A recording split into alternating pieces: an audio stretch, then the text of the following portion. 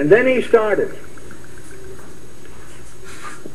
Underneath us are the everlasting arms. God has arms.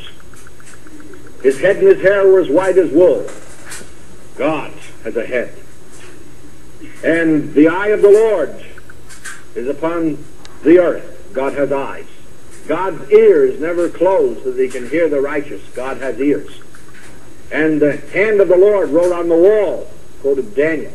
God has hands. The fingers of God. God has fingers. He said, your feasts are a stench in my nostrils. God has a nose. The word has gone out of my mouth. God has a mouth. And he went down the line. Eyes, ears, nose, mouth, hands, feet. When he got all finished, he said, there, sir, our prophets are correct. God is an exalted man. And I said, don't stop now. I said, read me one more verse. He said, what is that? I said, read Psalm 91, verse 4, and read it just as loud. He shall cover thee with his feathers, and under his wings shalt thou trust.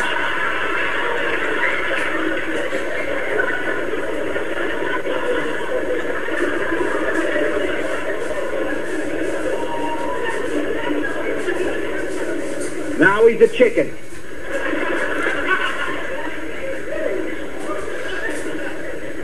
It's going to get even worse.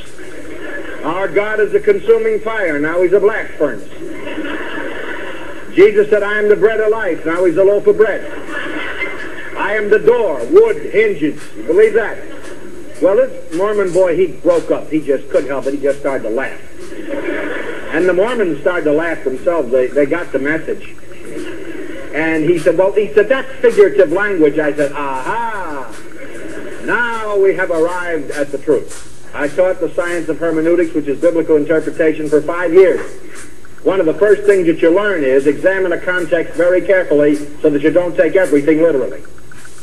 If you take everything literally, you end up with chickens, blast furnaces, and big men.